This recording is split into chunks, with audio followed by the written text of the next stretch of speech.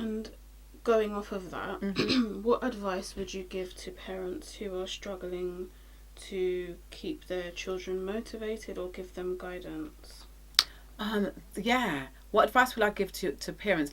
I think it's really important to establish a relationship with your children. And I know people are like probably thinking, well, that's a given. You know, you're their mum or you're their parent, so there's a relationship there.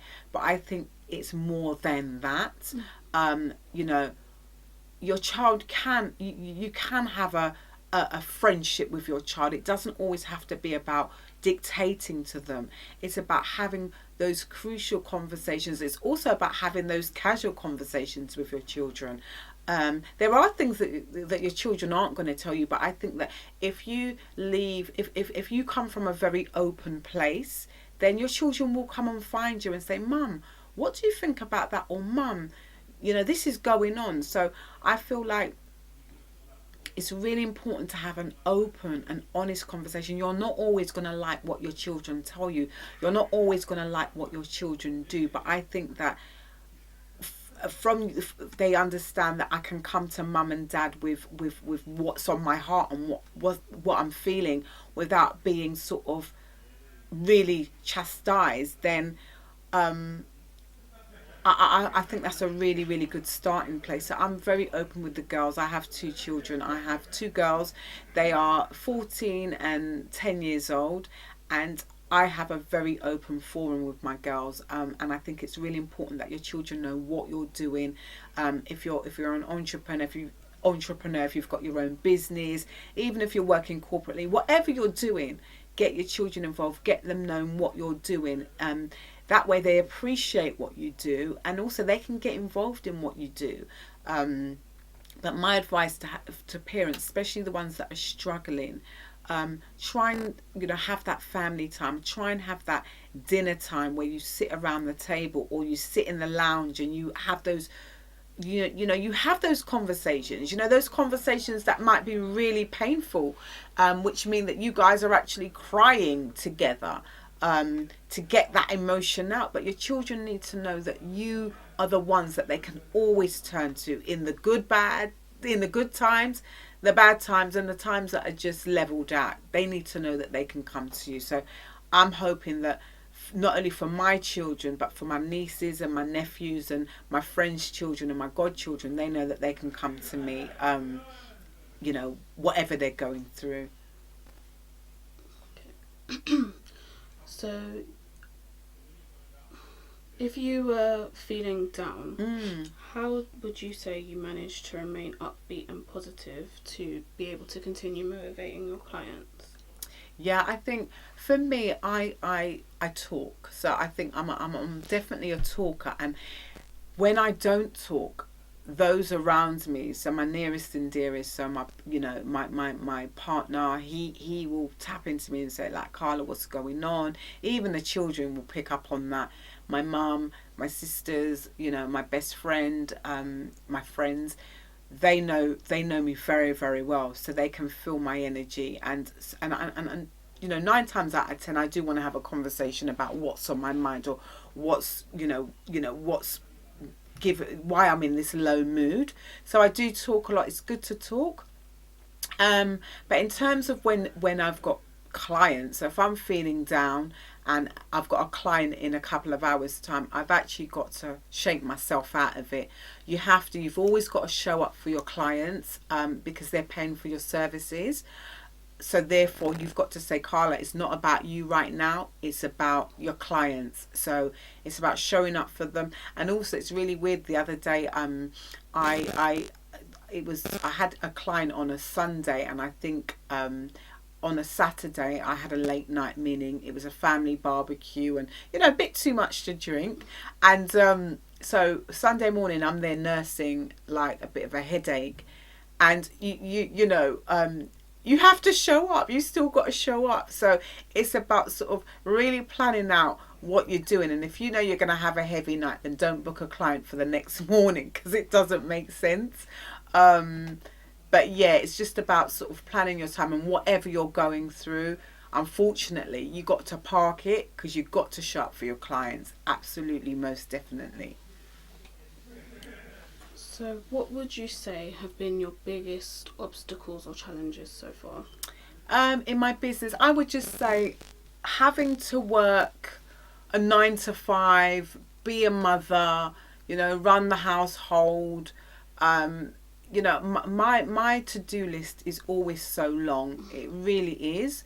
So I would say those are challenges sometimes, and sometimes you really can't be bothered to write that proposal, or you really can't be bothered to get that copy over to the web, your web designer or whatever, and you've really got to dig deep and find that energy, especially when you're juggling things, other things. So I would just say having that balance is probably been one of my biggest challenges, having that balance, that life balance. And I guess for me, will I ever get that life balance? Yeah, one day I will. But I think right now I run my adrenaline, and my life is quite, it's busy. And I feel like that's when I kind of turn up and give my best results when I'm under pressure. So I think right now the chaos works for me. Yeah, it does work for me. Okay. So, what inspired the vision board experience? Yeah, I would definitely say it would be my cheerleader and my best friend Sabrina. Shout outs to Sabrina. She saw something and thought of me, and that's how I would define a cheerleader. She saw a video from Lisa Ray, who's an American actress, and Lisa was doing a vision board experience within her church. And so my friend Sabrina, she must have been at home hoovering or something, and she's like, Carla, this is what Carla should be doing. So she filmed it for about a minute. She sent it over to me. She said, this is what you need to be doing. And then I have a motivational group. It's a WhatsApp group which I started up in 2015, and I've got about 20 women in the group. And every morning or every other morning, I'll send them a motivational message, to keep them in their day, to keep them going, to keep them inspired. I sort of reached out to the group and I said, guys, I want to put on a vision board experience at my home. Who's interested? And I think the first time around I got about 5 women. They came, they done their vision boards, and I was freestyling it. I didn't know really what I was doing, but the feedback was amazing. And then I said to I said to the group again, I've had 5 women, who wants to come again for round 2? So I had another 4 women come. I'd done the same thing, put on some food as well. It was amazing. And then one of my friends, she actually said to me, Carla, I'd like you to come to my house and do the same thing, but for a group of friends of hers, and I didn't know them. So I went to Monique's house and I set up, and from that, there was a lady there, Kazmak from No Ordinary Woman Chat Show, and she was like, Carla, she done her vision board with me, and by the time I got home, she was sort of saying, we got to do something together. And I launched my consultancy, the Coach Carla consultancy, on her platform. So we done a massive event in March 2018 at the Holiday Inn Bloomsbury. Big thanks to everybody that was involved in that. And I delivered a massive, my first vision board experience, public vision board experience.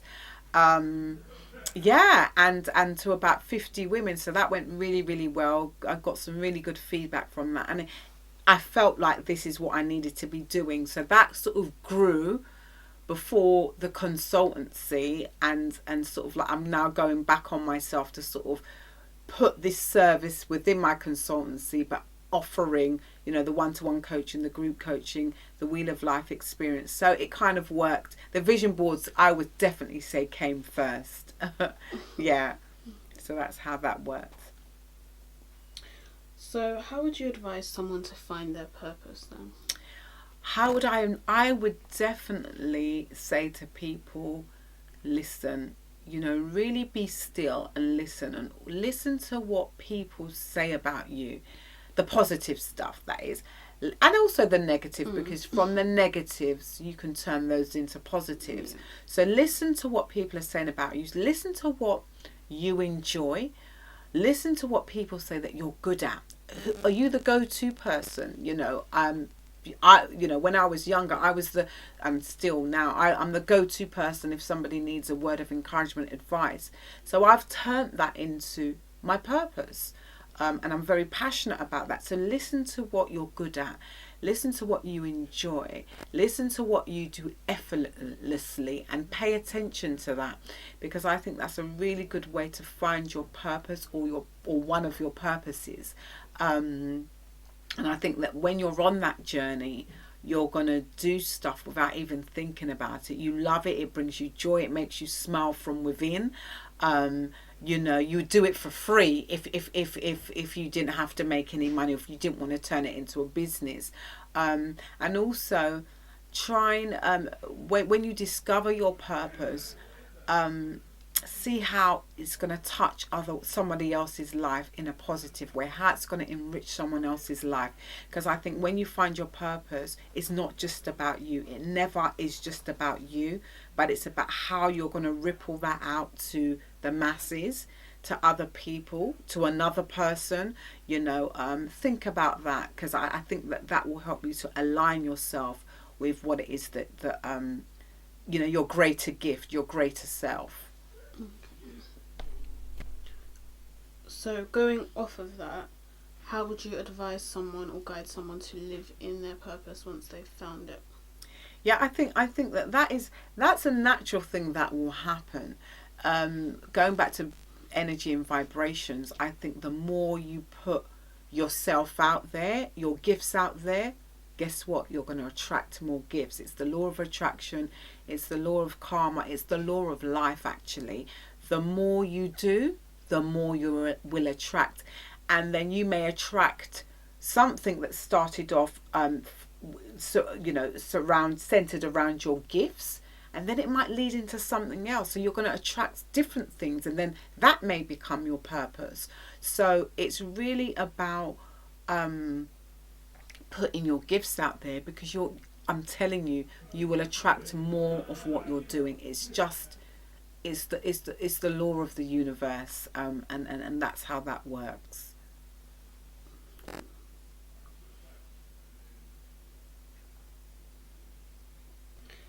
So who would you say your favourite motivational speakers are? Yeah, typically I think I've got my motivational speakers that, I think everybody will know them.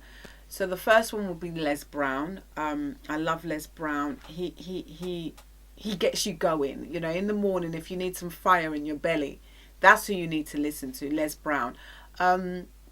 Susan Jeffers, although she's not a motivational speaker per se, but I feel her book, Feel the Fear and Do It Anyway, really got me to understand about my gifts, and how I was going to share my gifts in this world. So Susan Jeffers, Feel the Fear and Do It Anyway, amazing. Lisa Nichols, again, hearing her story, hearing her determination, she sets me up to, when I'm feeling like, I need that determination, Lisa Nichols will be somebody that I lean on. And there's another lady, oh gosh, I forgot her name, but Terry Seville Foy, she is she's the cheerleader of dreams. So she does a lot of vision boards and stuff like that, and I've actually met Terry in person. But Terry is probably somebody that I will listen to at least 2 to 3 times a week. Absolutely. Terry is from Texas. I believe she's from Texas, and she's got this little squeaky voice. And she's from the church. She's a Christian, and her words of the day, her morning motivation, you can pick up at any time, and she speaks to me. I feel like when Terry is given her word, I feel like she's speaking to me personally. A lot of the stuff resonates. I can relate to Terry, and she just comes from a very genuine and humble place. So Terry, I would definitely say she's probably if I don't have a bit of Terry, in my week, I'm like, oh my gosh, something's gone wrong here. So yeah, I would definitely put Terry Seville Foy at the top of that list. Yeah. So, what advice would you give to anyone who's watching this, who's struggling to stay motivated, or they feel like they're struggling to achieve their goals? First and foremost, I would say be kind to yourself, and please don't compare yourself to other people, because I feel that is a massive reason as to why people are feeling really down. And social media plays a massive part. Don't get me wrong, I think social media has its good, there's good elements to social media, but do not compare yourself to others. You are in your own lane. This is your life. It's not your friend's life. It's not your mum's life. This is your life. So don't be hard on yourself. Be kind to yourself. Do something. Do things that make you happy. Do things that bring you joy. Do things that are going to make you smile. Whether it's having that big bubble bath with all your favourite scents and your candles and your face pack, or going for that run, or going to a restaurant, or treating yourself to something. Be kind to yourself. And then start looking at the small things that you can achieve, because sometimes I think that when we give ourselves this long big list, that list is crazy and it's actually unrealistic. So give yourself a few small goals and actually try and work your way through them. So okay, so I'm gonna, for example, I'm gonna start running in the morning. I'm gonna and instead of saying I'm gonna do 10k, start with like 3k. And then once you achieve that 3k, how do you feel? Oh my gosh, I feel absolutely amazing. I know I could do more. Okay, so let's change the goal a bit and let's do 6k. And work will start small. That's what I'll say. Don't try and eat the whole cake. Just take little segments of the cake, because you are going to finish the cake. But start small, be easy on yourself, and lastly, celebrate your achievements. You know, when you've achieved something, talk to your positive friend or your positive family member and say, guess what, I've achieved that, because they're going to cheer you on and they're going to spur you on, and they're also going to be that sort of accountability partner, quite informally. But they might say, oh, did you run that 6k? Have you done it? You know, you're thinking, okay, I've got to do it because I want to go back to them and tell them that I've achieved this. So you know, be easy on yourself, be kind to yourself, and take your goals in small chunks. Really take your goals in small chunks, and listen to positive people, listen to motivational speakers. There are loads out there, and there are loads that of varying, you know, they vary. So you'll always find somebody that resonates with you, that gets you stirred up, that gets you wanting to do and achieve. So tap into motivational speakers on YouTube and stuff like that. It's a free resource. So yeah, exactly. Yeah. So is there anything that you hope to have achieved by the end of this year? Yeah, so first and foremost, by the end of this month, actually, we're in July, I want my website to be up. It's been a long time coming. There's been a lot of procrastination on that on my part, and then I find a web developer and it doesn't go so well. But I'm not going to talk about all the negatives. So I'm going to talk about the positives. So that needs to be up by the end of the year. What else do I want to achieve? In terms of my personal life, I need to get into my fitness and have that routine going, lockdown. And also my home life. I'm doing up my home, so you know, I'm doing things slowly but surely. So those are the little small goals that I've got going on at the moment for this year. But in terms of my business, really kind of get the processes behind my business like to a seamless place, and have more processes in place, and definitely get that website up, because I want people to visit my virtual home and see what Coach Carla offers, and see what the consultancy can do for you. Okay. And where do you see yourself in 10 years' time? That's a really crazy question. I was speaking to my partner about that this morning. And in terms of business, I definitely want to be hosting retreats, really holistic retreats where people like mind, body and soul retreats. I mean, I can see that I can see that happening in less than 10 years time. But be at a place where, if you want a visualization coach, you're going to say, yeah, Coach Carla, you know, you're going to come to me. And how I want to work with my clients, you know, sometimes people get really big that they can't give something personal to all their clients, because you know it then becomes less about them as the coach and more about the brand. And I really want to make that commitment to always be able to give a bit of me to my clients. So and that's what I love about Terry Seville Foy. She will always answer your you know your Instagram posts, or if you put something on YouTube. So you feel like you're getting something personal back from her. And I really want to stay connected with everybody that invests in themselves through the Coach Carla consultancy. Yeah, that's something that's really important to me and my brand and my business. Okay, that's great.